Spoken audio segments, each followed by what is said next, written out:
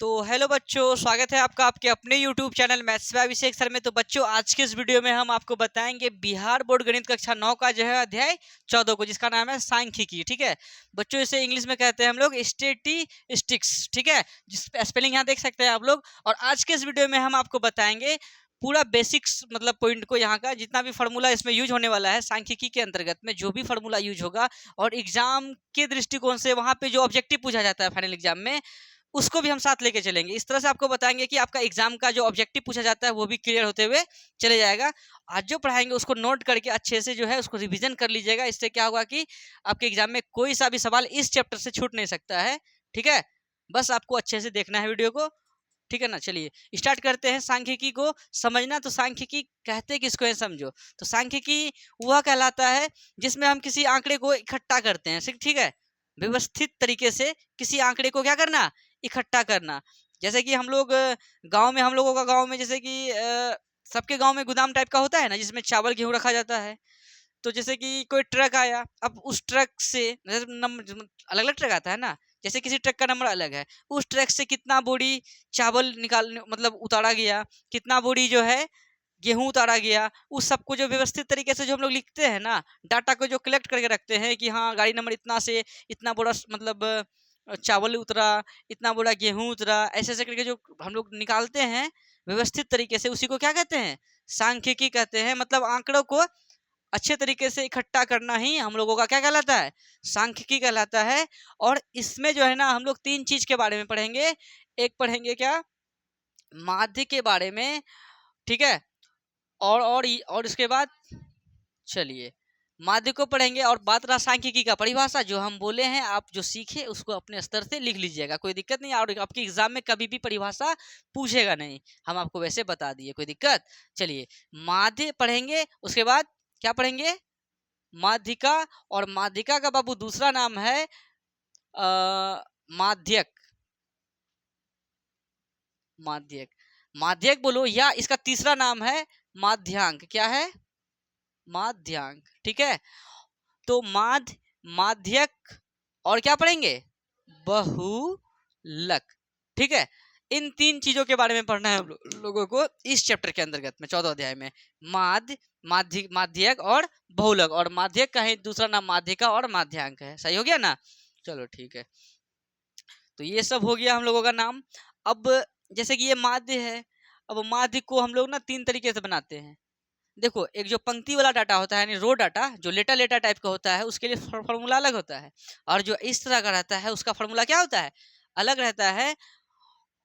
मतलब इस माध्य को बनाने का हम लोगों के पास तीन नियम है। ठीक हो गया, नहीं हुआ सही? तो कभी कभी धुंधला हो जाता है बच्चों मरकड़ी के कारण। ठीक है, सही नहीं हुआ, थोड़ा सा रोको, देखते हैं क्या गड़बड़ी हो गया। तो बच्चों सबसे पहले जो है ना, ये जो माध्य है हम लोग तीन विधि से निकालेंगे। और तीन विधि निकालने से पहले एक जो रो डाटा के लिए फार्मूला होता है उसको लिखते हैं, ROW, रो। देखो, डाटा, रो डाटा का मतलब हो गया, डाटा का मतलब आंकड़ा हो गया, रो मतलब हो गया पंक्ति, पंक्ति वाला डाटा का मतलब क्या हो गया, आंकड़ा। ठीक है ना, तो जो पंक्ति वाला आंकड़ा रहेगा ना, उसके लिए जो सूत्र बता रहा है, ये देखो, माध्य का फार्मूला होता है पंक्ति के लिए, क्या होता है कि सभी प्रेक्षणों का योग, क्या बोलता है, सभी नो प्रेक्षणों का योग, सभी प्रेक्षणों का योग बट्टे प्रेक्षणों की संख्या, प्रेक्षणों की संख्या। ये होता है फॉर्मूला माध्य निकालने का, किसके लिए, रो डाटा के लिए। देखिए कैसे, एग्जांपल देते हैं, आपको समझ में आ जाएगा। और हम आपको पहले ही बोल दिए हैं कि इस बेसिक क्लास को इस तरह से पढ़ना है जैसे कि आपके एग्जाम के लिए जो ऑब्जेक्टिव निकलता हो वो सब चीज क्लियर होते चले जाए। ठीक है, तो जैसे कि एग्जांपल हम बोल देते हैं कि जैसे बोल देगा कि 1,2,3,4 का क्या निकालिए, माध्य निकालें। ठीक है, तो माध्य माध्य निकालने बोला है। अब बात रहा ये रो डाटा है या नहीं है। रो डाटा का मतलब हो गया पंक्ति में, मतलब देखो लेटा हुआ टाइप का है क्या, इस तरह का है, 2 से 4, 4 से 6, 6 से 8 टाइप का है क्या, इस तरह का। जो इस तरह का रहता है ना, उसके लिए जो फॉर्मूला बनाया गया है, 3 विधि है उसमें, प्रत्यक्ष विधि, कल्पित माध्य विधि और पग विचलन विधि, वो सारा बात बताएंगे। लेकिन अगर इस तरह का अगर दे डाटा, इस तरह का डाटा हो, तो उसके लिए फॉर्मूला होता है सभी प्रेक्षणों का योग बट्टे प्रेक्षणों की संख्या। अगर आप इतना बड़ा बात को नहीं लिखना चाहते हैं तो इसको इंग्लिश में आप लिख सकते हैं सिग्मा। ये क्या कहलाता है? सिग्मा एक्स आई बट्टे कितना एन। देखो सिग्मा एक्स आई, देखो सिग्मा का मतलब होता है बाबू, क्या पता है? जोड़ होता है। क्या होता है? देखो ये लैटिन शब्द है, क्या लैटिन शब्द में इसको क्या कहते हैं? सिग्मा। लेकिन हम लोग इंग्लिश में क्या कहते हैं मतलब जोड़ को? एस यू एम, सम। बोलो, हम लोग इंग्लिश में कहते हैं सम। और लैटिन लैटिन भाषा में, लैटिन भाषा में ये सम को जो है ना क्या कहते हैं? है सिग्मा। जिसको ऐसे करके सूचित करते हैं, इसको क्या कहते हैं? स्वर्तिका गो मा, सिग्मा। मतलब नाम लिख दिया, अगर भूलेगा तो कोई दिक्कत है? इसको क्या कहते हैं? सिग्मा। सिग्मा सम का क्या हो गया? सिंबल हो गया। कोई दिक्कत है? तो इंग्लिश में हम लोग जो है सम कहते हैं, यानी जोड़। और अगर लैटिन भाषा जैसे होता है ना हमारा भारत में, जैसे कि अंग्रेजी में ई भाषा हो गया, मतलब अंग्रेजी में एस यू एम सम यानी प्लस लिखते हैं, और उसमें सिग्मा में मतलब सिग्मा कहते हैं, लैटिन भाषा में सिग्मा लिखेंगे। तो सिग्मा एक्स आई बट्टे एन। एक्स आई का मतलब हो गया प्रेक्षणों के सभी प्रेक्षणों, ठीक है। और योग का मतलब क्या हो गया? सिग्मा। एक्स आई का मतलब हो गया सभी प्रेक्षणों, और सिग्मा दे दिया है तो सभी प्रेक्षणों का योग, बट्टे एन का मतलब हो गया प्रेक्षणों की संख्या। तो यहाँ पर क्या है, तो सबसे पहले सॉल्व लिख देंगे। क्या बोलता है? सभी प्रेक्षणों का योग। क्या क्या प्रेक्षण? 2 3 4 5, 1 प्लस 2 प्लस 3 प्लस 4। यहाँ बोला ना सभी प्रेक्षणों का कौन चीज है? योग, यानी जोड़, बट्टे प्रेक्षणों की संख्या। क्या गो है? 1 ठो 2 ठो 3 ठो 4 ठो है, 4 लिख देंगे। और कितना? 2 1 3 3 6 4, 10 बट्टे 4 मतलब कटेगा 2 से, 2 दूनी 4, 2 पंचे 10, कितना हो गया? 5 बट्टे 2। 5 बट्टे 2 को हम लोग क्या लिख सकते हैं? 2.5 लिख सकते हैं क्या? 2.5 रे। कैसे? 2 भागा 5 करो, 2 दूनी 4। बोलो आया कितना? एक तो कटेगा नहीं, दशमलव देंगे, 0 2 पंचे 10, तो कितना आ गया? 2.5। समझ में नहीं आया? लेकिन आपको ना ऐसे नहीं पूछता है कि माध्य निकालें। कैसे पूछेगा? देखिए ऐसे पूछेगा। ये एग्जांपल एक बताया है। सेकंड एग्जांपल ऐसे पूछेगा कि प्रथम 5 सम संख्या का माध्य निम्न में है, निम्न में है, ठीक है। तो ऑप्शन है, जैसे कि ऑप्शन ए, अभी हमको आंसर पता नहीं है तो ऑप्शन हम कुछ से कुछ सेट कर देते हैं, एक तो ऑप्शन खाली रखेंगे, जो आंसर सही होगा उसमें बैठा देंगे, कोई दिक्कत? जैसे कि 2, ऑप्शन बी 3, ऑप्शन सी नहीं पता है, option D none of this इनमें से कोई नहीं, और जो अभी आएगा हो सकता है 2 3 आ जाए तो इधरे मार देंगे, कोई दिक्कत है? तो यहाँ कुछ और ऑप्शन बना देंगे, ठीक है ना। तो प्रथम 5 सम संख्या का माध्य बोला है, तो सबसे पहले आपको ये जानना पड़ेगा कि प्रथम से 5 गो सम संख्या क्या क्या है। हम आपको जो है पहला चैप्टर में जब बताए थे, संख्या पद्धति बताए थे, याद है? सभी संख्या के बारे में बताए थे वहां पे हम। परिमेय संख्या हो या अपरिमेय संख्या हो, सम संख्या हो, विषम संख्या हो, प्राकृत संख्या हो, विषम संख्या हो, भाज्य संख्या हो, अभाज्य संख्या हो, स्वभाज्य संख्या हो, A to Z संख्या के बारे में हम वहाँ बात कर चुके हैं। अगर आपको फिर भी कहीं दिक्कत है कि सर संख्या भूल चुके हैं, तो आप जाइए मेरे प्रथम वीडियो को देखिए, वहां से आपको सारा बात समझ में आ जाएगा, ठीक है। तो यहाँ पे ऐसे पूछता है एग्जाम में, ये 10th, ये ऐसा नहीं कि 9th के लेवल से है, आप 9th में पढ़िए या 10th में पढ़िए, या कोई बच्चा बिहार पुलिस का एग्जाम का तैयारी कर रहा है, हो सकता है वहां पूछ दे, ठिकाना है, गणित है ना, कुछ भी कहीं भी पूछ सकता है। तो सारा चीज क्या होना चाहिए? क्लियर। बिहार पुलिस, बिहार दरोगा पूछ सकता है, या बीपीएससी या यूपीएससी कुछ पूछ सकता है। हम तो उतना दिए नहीं है एग्जाम, हाँ, लेकिन हम बिहार पुलिस का एग्जाम दिए हैं जाके, तो वहाँ पे जो है 10th लेवल से कुछ कुछ सवाल रहता है, ठीक है। तो यही सब चीज तो रहता है, ठीक है ना। तो अच्छे से पढ़ लें यहीं पे, वहाँ दिक्कत नहीं होगा। अब देखो प्रथम 5 सम संख्या, तो प्रथम 5 सम संख्या क्या क्या होगा तुम लोग बताओ? 2 होगा, 4 होगा, 6 होगा, 8 होगा, 10 होगा, कई गो रे? 5 गो। 1 2 3 4 5 गो हुआ। ये तो संख्या आया, इसी का क्या ज्ञात करना है? माध्य। अब बच्चे को पता नहीं रहेगा कि सम संख्या क्या होता है, वो 5 को कहाँ से क्या लाएगा? वहां रोने लगेगा वो एग्जाम में। तो रोना नहीं है तो पहले उसको याद करना पड़ेगा नहीं कौन सा क्या होता है। अभी सबको क्या करेंगे, क्योंकि यहाँ फॉर्मूले होता है सभी प्रेक्षणों का योग, यानी 2 प्लस 4 प्लस 6 प्लस 8 प्लस कितना रे? 10 बट्टे कै गो? 1 2 3 4 5। अब बताओ कितना हो जाएगा? 30 बट्टे 5, 6 4 10 8 18 2 20 10 30, 30 बट्टे 5, 5 एकम 5 और 6 पंचे 30, एक बार 6 करेंगे तो 6। वीडियो पे आया? नहीं आया? आ गया ना। तो ऑप्शन ए है 2, ऑप्शन बी है 3, ऑप्शन सी है 6, ऑप्शन डी है इनमें से कोई नहीं, तो आंसर क्या होगा? सी हो जाएगा। कोई दिक्कत है? ये आपका जो एकदम मस्त लेवल से आपको समझ में आ गया होगा, आशा करते हैं कि क्या नहीं आया हो समझ में?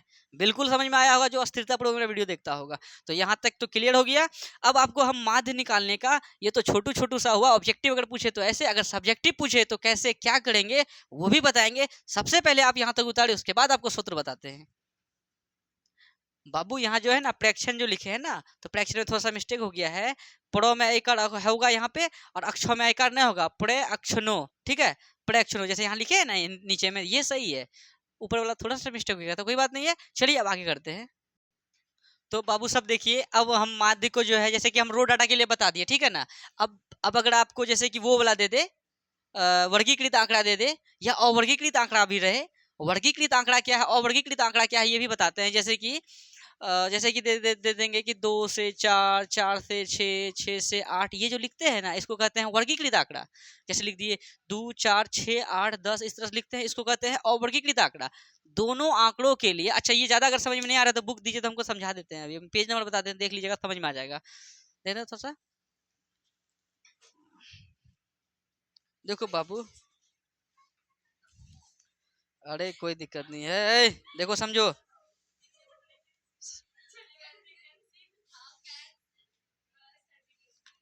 देखो समझो। हाँ देखो, पेज नंबर, सुनो सुनो सुनो, इधर देखो तो सब बच्चा। पेज नंबर 331 बुक निकालने, एनसीईआरटी वाला जो आप लोग का जो स्कूल में बुक मिला है आप लोगों को, स्कूल में नहीं खरीदे आप लोग, 9th वाला, समझिए।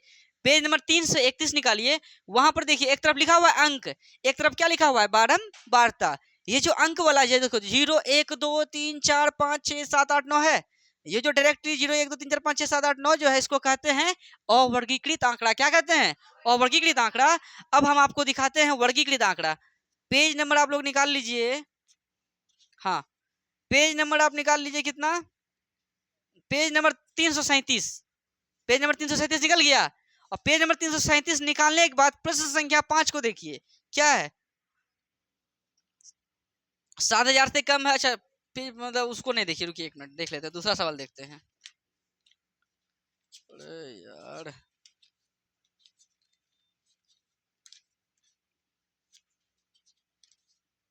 कहाँ गया रे? अच्छा हाँ, वही जिसमें देखने बोले थे वही देखिए। पेज नंबर 337, सवाल संख्या 5 है।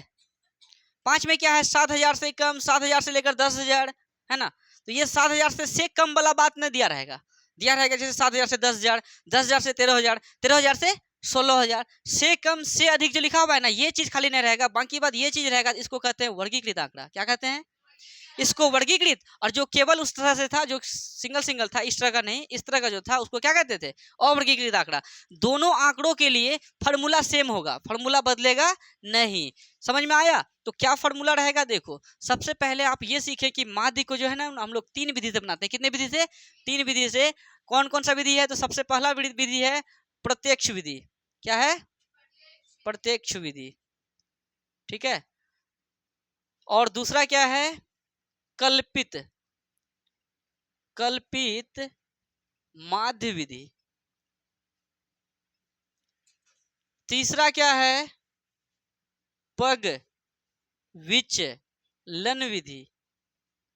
ठीक है। ये 3 विधि से जो है ना क्या बनता है? माध्य बनता है। अब तीनों विधि का अलग अलग सूत्र है। देखो, प्रत्यक्ष विधि का सूत्र होता है, अभी जो हम लोग पढ़े थे, सिग्मा एफ आई एक्स आई बट्टे सिग्मा एफ आई। इससे पहले जो हम लोग पढ़े थे, क्या पढ़े थे? सिग्मा एक्स आई बट्टे एन पढ़े थे। तो ये किसके लिए था? रो डाटा के लिए, लेटा वाला डाटा के लिए। लेकिन ये किसके लिए है? या तो वर्गीकृत रहे आंकड़ा, या तो अवर्गीकृत रहे, दिक्कत वाली बात है नहीं। तो प्रत्यक्ष विधि का हो गया सिग्मा एफ आई एक्स आई बट्टे सिग्मा एफ आई। ठीक है, कोई दिक्कत? और कल्पित का होता है सिग्मा एफ आई, खाली ये एक्स आई को घसका के क्या लिख देंगे? You I. सॉरी, यू आई नहीं, डी आई, यू आई। देख लेते हैं एक मिनट, क्या होगा?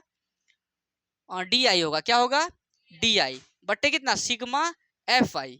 ठीक है, सिग्मा एफ आई। अब प्लस क्या लिख देंगे? ए लिख देंगे। यहाँ समझो सबको ही। देखो, सिग्मा एफ आई लिखवे किए, लेकिन एफ आई लिखने के बाद एक्स आई की जगह क्या लिख दिए? D I. बट नीचे सिग्मा एफ आई तो है, ये है। एक नया चीज क्या जोड़े हैं? ए। अब पग विचलन का फॉर्मूला होता है, सेम चीज करना है। सिग्मा एफ आई है ना, खाली यू आई डी आई को घसका के यू आई। क्या लिखेंगे? Sigma F I D I को खड़ा के लिए क्या लिख देंगे, यू आई बटे सिग्मा एफ आई नीचे तो रहेगा ही, सिग्मा एफ आई नीचे रहेगा ही।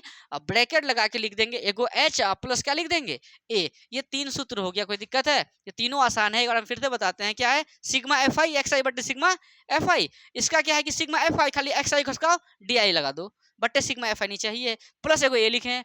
फिर पग विचलन विधि में जब आएंगे sigma F I D I को खसकाओ यू आई लगाओ बट्टे कितना सिग्मा एफ आई नीचे वही रहेगा, ब्रैकेट लगा के एगो एच प्लस कितना रे ए। और ये जो ब्रैकेट लगा के एच लगा यहाँ कुछ नहीं क्या है बीच में गुना है, समझ में आया? ये 3 फार्मूला हो गया आपका किसका, ये हो गया प्रत्यक्ष विधि का सूत्र, ये हो गया कल्पित माध्य विधि का सूत्र, ये हो गया पग विचलन विधि का सूत्र। और ये जो आप देख रहे हैं ना डी आई, ये डी आई का भी सूत्र होता है, डी आई बराबर होता है बाबू एक्स आई घटा क्या होता है ए। अभी सारा बात क्लियर हो जाएगा कि ये एफ आई क्या है, डी आई क्या है, एक्स आई क्या है, समझ में आ रहा है?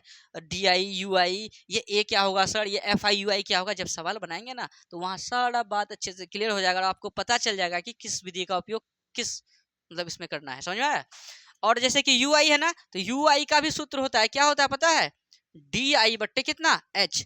यू आई का हो गया डी आई बट्टे एच और डी आई का हो गया एक्स आई घटा ए। और प्रत्यक्ष विधि का ये, कल्पित का ये और पग विचलन विधि का या ये। मतलब एफ आई का कोई सूत्र नहीं होगा, वो एफ आई हो गया बारंबारता फ्रीक्वेंसी जिसको कहते हैं, वो जब सवाल बताएंगे वहाँ अच्छे से क्लियर हो जाएगा आप लोगों का। लेकिन अभी तत्काल में आप ये जानिए कि प्रत्यक्ष विधि का सूत्र ईठो है, कल्पित माध्य विधि का सूत्र ईठो है, पग विचलन विधि का सूत्र ईठो है, और डी आई को एक्स आई घटा ए कहते हैं और यू आई को डी आई बटे एच कहते हैं। आप अभी ये मान के चलिए ये हमारा सूत्र है, इसको हमें याद करना है, बस आप याद कर लीजिए किसी तरह इसको, ठीक है? इसके बाद जो है अब आता है माध्यका या माध्यक या माध्यांक, ये तीनों एक के आदमी का नाम है, ठीक है? अब ये किसको कहते हैं समझो, इसका मतलब हो गया मध्य वाला भाग, क्या हो गया? माध्यक का मतलब हो गया क्या? मध्य वाला भाग, क्या? मध्य वाला भाग, मतलब मध्य का मतलब ठीक बीच वाला भाग, जैसे कि जैसे 1, 2, 3, 4, 5 है ना, ठीक है? इसका ठीक बीच वाला भाग क्या है? दूठो इधर छोड़ देंगे, दूठो उधर छोड़ देंगे, बीच में क्या है 3। तो अगर एग्जाम में आ जाए कि 1, 2, 3, 4 का माध्य नहीं, माध्य बोले तो सबको जोड़ के बट्टे उतना संख्या, यहाँ क्या है माध्यक का बात कर रहे हैं, माध्यक, तो क्या हो जाएगा 1, 2, 3, 4, 5 का माध्यक क्या हो जाएगा? ठीक बीच का मध्य वाला भाग, मध्य वाला भाग क्या है 3 हो जाएगा, कोई दिक्कत है? और कभी भी माध्य का या माध्यक या माध्यांक अगर कभी पूछे तो सबसे पहले आप डाटा को क्या कीजिए, बढ़ते या घटते क्रम में सेट कीजिए, तभी ही आपका सटीक जवाब निकलेगा। जैसे कि अगर ये डाटा उल्टा पुल्टा रहता, ये हम लिखे ना 1, 2, 3, 4, 5 लिखे है ना, उल्टा पुल्टा रहता, जैसे कि 3 लिखा रहता पहले, फिर 1 लिखा रहता, फिर 4 लिख देता, फिर 2 लिख देता, फिर 5 लिख देता, उल्टा पुल्टा है। हम बोलेंगे रे बाबू इसका माध्यक बताओ, तो कोई बच्चा बोलेगा सर दूठो इधर छाट दीजिए, दूठो इधर छाट दीजिए, बीच में क्या बचा 4 होगा, बिल्कुल आप गलत हो जाइएगा। तभी तो सही कैसे होइएगा? सबसे पहले इस डाटे को जो है हमें या तो बढ़ते क्रम में या तो घटते क्रम में क्या करना है, सेट करना है। तो बढ़ते या घटते क्रम में सेट करने के लिए आपको बचपन से ही आता है, 2 क्लास 3 क्लास में यही सब नहीं पढ़ के आए हैं। तो देखो अगर बढ़ तुम्हारा मन जो भी क्रम में सेट करो, बढ़ते में सेट करेगा तो बढ़ते का मतलब छोटका से बड़का की ओर लिखो, अगर घटते में सेट करना है तो बड़का से छोटका की ओर लिखो। तो किस क्रम में सेट करना चाहता है इस डाटा को, इस आंकड़े को? बढ़ते में करेंगे तो छोटका से बड़का की ओर। छोटका कौन है? 1, उससे छोटका कौन? उसके बाद कौन? उसके बाद कौन? उसके बाद कौन? अब बताओ, दूसरे इधर छाड़ दो, दूसरे इधर छाड़, कितना होगा? अब समझ में आया? तो कभी भी पूछ दे आपके एग्जाम में, इस यही सब पूछता है कि बच्चा सब सोचता है कि दूसरे इधर छाड़ दो, दूसरे इधर छाड़ दो, मध्य वाला भाग ये हो गया, वो हो गया माध्य का या माध्यांक या माध्यक, वहां फंस जाता है बच्चा। एग्जाम आपका फाइनल एग्जाम 9th का 10th का सभी एग्जाम में पूछता है। और इससे पिछले बार जो भी 9th का एग्जाम दे के आया है, आप लोगों का बैच में देवे क्या होगा, इससे जो अभी 10th में है उससे आप क्वेश्चन मांगिएगा कि थोड़ा सा क्वेश्चन दीजिएगा, हमें देखना है 9th में क्या क्या पूछा है। आप देखिएगा हम बोल रहे हैं ना वो पूछा भी है, तो आपको क्लियर हो जाएगा, मजा आएगा वहाँ, ठीक है? समझ में आ गया ना? ऑब्जेक्टिव क्लियर करते हुए चल रहे हैं, अगर आगे एग्जाम में तो बना देगा ना। अगर एक डाटा हम तुम लोगों से पूछते हैं, तुम लोग बताना, ठीक है? कमेंट सेक्शन में बताना, और तुम लोग अभी बताना, मतलब ऑफलाइन वाले अभी जस्ट बताओ और ऑनलाइन वाले हमें कमेंट में बताएगा। क्या बताएगा कि अगर हम डाटा लिख दिए 5, 7, 8, 3, 2, तो बताओ इसका माध्यक क्या होगा? क्या होगा? तो ऑनलाइन वाले आप बताएं इसका क्या होगा। सबसे पहले आप क्या करेंगे, इसे बढ़ते या घटते क्रम में सेट करेंगे। किस में सेट करने का बना ये बोलिए? तभी बढ़ते में किए थे, अभी घटते में करना है। घटते में करना है तो बड़का से छोटा की ओर बड़का क्या है, फिर क्या होगा, फिर क्या होगा 5, फिर क्या होगा, फिर क्या होगा। अब 2 इधर छाड़िए, 2 इधर छाड़िए, क्या बचा, जो बचा उसका जवाब कमेंट में दें, है कि नहीं। चलिए ये आपका हो गया क्लियर। हाँ अगर आप बोलिएगा सर आप ना विषम वाला दे रहे हैं तो चलता है, लेकिन सम वाला दे दे तो तब क्या करेंगे, जैसे कि ये बोल रहे हैं हम, अगर ऐसा बोल दे 2,4,6,8,10, चलिए इतने लिए, ठीक है। हम ये बढ़ते या घटते क्रम में सेट है कि नहीं बोलिए तो, ये बढ़ते क्रम में सेट है क्योंकि छोटे से बड़े की ओर जा रहा है, ठीक है, ये सेट है। लेकिन आप मध्य वाला भाग कैसे खोजिएगा, 2 इधर छाट दीजिएगा, 2 इधर छाट दीजिएगा, बीच में कुछ बचा, कुछ नहीं बचा। अगर इस टाइप का सवाल आ जाए तो विषम विषम वाला में छाट दीजिएगा चलेगा, लेकिन विषमों वाला में अगर इतना लिख दे, बोर्ड भर के लिख दे, तो छाटिएगा इधर और उधर, तब कैसा दिक्कत होगा। तो उसके लिए क्या बनाया गया है, सूत्र है सूत्र या हाइटो सूत्र या हाइटो सूत्र। अगर ढेर अगर आ जाए तो तब सूत्र में आइए, और कम कम रहे तो डायरेक्ट बता दीजिए, कोई दिक्कत है। तो अगर इस टाइप का सवाल रहे ना, तो सबसे पहले आप बढ़ते या घटते क्रम में इसको भी सेट करना है, सम वाला भी रहे तो। तब क्या करना है, 2 ठो का सेट करने के बाद 2 ठो का क्या निकालिए, एवरेज निकालिए। एवरेज मतलब क्या, औसत, उसको जोड़ के 2 से क्या कर दीजिए, भाग कर दीजिए। 6 और 4 कितना, 6 + 4 कितना, 10 बट्टे क्या कर दीजिए 2 से भाग, 6 4 10 बट्टे 2 कितना हो जाएगा। तो इसका माध्यक कितना आ गया, 5 आ गया। या माध्यांक कितना आ गया, या माध्यिका कितना आ गया, कोई दिक्कत है। एक सवाल फिर करते हैं, जैसे कि 7,3,4,2। अब देखो सबसे बड़ा बात ये है, ये ना ही बढ़ते में सेट है ना ही घटते में सेट है, तो पहले एक सेट करना पड़ेगा। किस में सेट करेंगे, बढ़ते में। चलो छोटकी से बड़की कोर तो कितना, 2,3,4,7 सेट तो कर दिए। अब हम 2 ठो इधर छाटेंगे, 2 ठो उधर छाटेंगे, तो बीच में कुछ बचेगा ही नहीं। तब क्या करेंगे, जब ऐसा रहेगा कंडीशन, तो यही दोनों को क्या कर देंगे, जोड़ देंगे। 4 3, देखो 4 + 3 बट्टे क्या रे 2, 4 3 7 बट्टे 2 मतलब कितना, 3.5%। कोई दिक्कत, 3.5 नहीं समझा, नहीं समझा। अरे 2 भागा 7 करो, 2 तिया 6, 1.0, 2 2 पंचे 10, 3.5 आया ना रे, कोई दिक्कत है। तो हमें, हाँ अच्छा 3.5 नहीं आया, यहाँ आया 3.5, देखो तो इसको भाग देंगे 3.5 आएगा, कोई दिक्कत है, नहीं समझ में आया। तो ये आपका था क्या, माध्य, सुनो सुनो, मध्य, देखो मध्य लिखे हैं, माध्य न लिखना है, वाला भाग, मध्य, ओ ये तो इसमें सही सही मध्य वाला भाग हम तो सही लिखे थे, इसको थोड़ा सा ढक्कन लगा, उसका वहां गिरा हुआ है। और सुनो, ये माध्यिका या माध्यक या माध्यांक का जो ये जो हम ये जो बताए ना, ये किसके लिए बताया पता है, रो डाटा के लिए। किसके लिए, रो डाटा के लिए, जो पहले ना बताए थे। रो डाटा में ना ये सब सवाल है, इसके लिए इस सूत्र का उपयोग करेंगे। लेकिन रो डाटा से अलावा अगर आए तो उसके लिए क्या सूत्र का उपयोग करेंगे, माध्यिका या माध्यांक, इसके लिए क्या फॉर्मूला का यूज करेंगे, क्या करेंगे रे। तो इसके लिए हो जाएगा सिग्मा FI, नहीं, इसके लिए सूत्र होता है n/2 इंटू, अच्छा एक देखना पड़ेगा एक बार, एक मिनट, थोड़ा सा दिमाग से उतर रहा है, मेरा नोट्स में लिखा हुआ है। इनका क्या हो जाएगा, यहाँ पे है L + n/2 - CF/F into H। क्या हो जाएगा इसका रे, माध्यका का या माध्यक का या माध्यांक का हो जाता है L जोड़ n/2 - CF/F इंटू H। नहीं समझा, समझा ना समझा रे, अरे सूत्र है इसमें, समझना क्या है।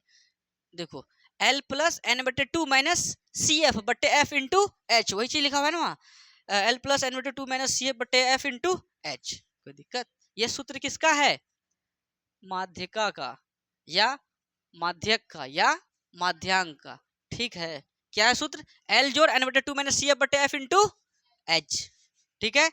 ये हो गया माध्यका का। अब बात आता है किसका, बहुलक का। बात को समझो, अभी क्लियर ही कर देते हैं, उसके बाद फिनिश, उसके बाद कुछ बचेगा ही नहीं। तुमको कुछ बोले हम, तो इसको ढक्कन लगा दो थोड़ा, ठीक है। अच्छा पहले उसको उतारो तब बहुलक बताएंगे, तो फटाक से पहले उतार लो तब बहुलक बताएंगे, पहले उतार लो। तो बाबू आप लोगों को माध्य समझ में आ गया, माध्यक समझ में आ गया, इसका दूसरा तीसरा नाम भी समझ में आ गया। अब पढ़ते हैं किसके बारे में, बहुलक के बारे में। अब देखो बहुलक, बहुलक, ठीक है, समझ में आ गया। अब देखो बहुलक में ना एक चीज देखो तुम लोग नजर आ रहा होगा, बहुल नजर आ रहा है क्या? देखो बहुल है ना, बहुलक कहते हैं ना। हाँ धुंधला है, सही नहीं हुआ। देखो सही हुआ अभी तक। तो बाबू देखो, बहुलक में बहुल नजर आ रहा है क्या? यहाँ सबको समझो, बहुलक में बहुल नजर आ रहा है क्या? बहुल का मतलब होता है क्या पता है? ज्यादा। क्या होता है? ज्यादा। जो ज्यादा मात्रा में हो वही क्या कहलाता है? बहुलक। जैसे कि जैसे एग्जाम्पल नंबर 1 लेते हैं हम लोग, 1,1,1,3,5,7। धुंधला है, सही हुआ। तो बाबू देखो, बहुलक में बहुल है, बहुल का मतलब होता है ज्यादा। जो ज्यादा मात्रा में वही क्या कहलाएगा? बहुलक। जैसे कि एग्जाम्पल 1 है 1,1,1,3,5,7, इसमें ज्यादा मात्रा में कौन है? तो बताओ बहुलक। इसका पूछेगा क्या, दे देगा इतना इतना का बहुलक है, क्या बोल देगा? बहुलक है। ऑप्शन सेट कर देगा क्या? 1 option B, 3 option C, 5 option D, 2। कितना होगा? एक केन होगा। मतलब एक 3 बार है, एक केन होगा जिसका ज्यादा मात्रा, जो बहुलक का मतलब जो ज्यादा मात्रा में हो। एग्जाम्पल और लें 7,7,7,5,5,5,3,2, चलो इतना लिए। इसमें बहुलक कितना होगा? ज्यादा मात्रा में कौन है? 7। तो बहुलक क्या होगा रे? नहीं, कैसे 7? ओ 7 और 5 दोनों है, इस टाइप का नहीं देगा। मान के चलो 7 दे दिए, क्या को दे दिए? 7, 4 को। तो बहुलक कितना होगा? बहुलक हो जाएगा 7। अब जैसे कि सर वैसा ही टाइप का सवाल दे दीजिए कि ऐसा है क्या करेंगे फिर? जैसे कि ऐसा 7,7,5,5,2 दे दिए। अब बोलो बहुलक क्या होगा?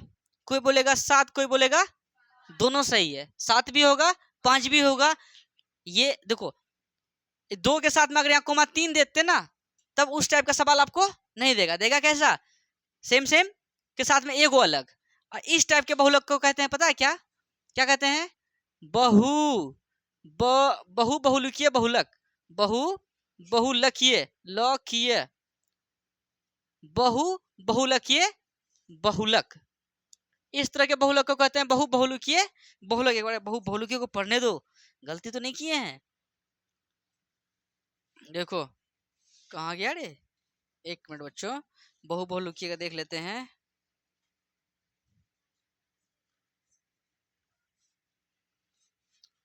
बहु बहुलकीय बहुलक सही है। यहाँ तक कोई दिक्कत है? वीडियो सही चल रहा है ना? तो इस तरह के बहुलक को कहते हैं बहु बहुलकीय बहुलक। और इसमें बहुलक क्या क्या हो सकता है? 7 भी हो सकता है और 5 भी हो सकता है। 7 या 5 दोनों हो सकता है। अगर ऑप्शन में दिया हो 7 ऑप्शन बी में दिया हो, 5 ऑप्शन सी में, तब क्या देगा पता है? ए तथा बी दोनों, ए एंड बी दोनों। नहीं समझा? या तो 7 दे देगा और 7 के अलावा कुछ ऑप्शन नहीं देगा, मतलब कुछ से कुछ देगा, तो क्या मारेगा? 7 है। या 5 दे देगा, 5 के अलावा कुछ से कुछ ऑप्शन देगा, क्या मारेगा? 5 है। दोनों देगा तो ऑप्शन सी में लिखेगा ए तथा बी दोनों। इस टाइप के बहुलक को कहते हैं बहु बहुलकीय बहुलक। बहु बहुलकीय बहुलक। कोई दिक्कत है? नहीं समझा? अगर इस तरह से सवाल आ जाए तो बना देगा ना। तो बहुलक कितना आसान है कि जो ज्यादा मात्रा में हो वही बहुलक। और माध्य भी आसान था। माध्य मतलब सबको जोड़ के बट्टे जितना था उतना से भाग। लेकिन एक माध्यक, माध्यक या माध्यका या माध्यांक एक ऐसा है जिसको बढ़ते या घटते क्रम में सबसे पहले क्या करा जाएगा? शेर सजाया जाएगा। सजाने के बाद तब उसका जो है हम लोग मध्य वाला भाग लेंगे। अगर मध्य अगर सम संख्या हो तो मध्य वाला भाग का जो दूसरा रहता है उसका योग करके दूसरे क्या कर देते हैं? भाग कर देते हैं। समझ में आया ना? कोई दिक्कत है? तो सारा बात क्लियर। अब अगर बहुलक एग्जाम में, ये तो रो डाटा के लिए हो गया ना, अगर वो वाला डाटा आ जाए वर्गीकृत या अवर्गीकृत के लिए आ जाए, तो बहुलक का सूत्र क्या होता है पता है? बहुलक का क्या सूत्र होता है? L plus F1 minus F0 minus, इसी को लिखो। क्या है? F1 माइनस F0 है, खाली इसमें क्या लिख दो? 2F1 माइनस F0 माइनस क्या? F2। अब ब्रैकेट लगा के क्या रे? H। समझ में आया? नहीं समझा?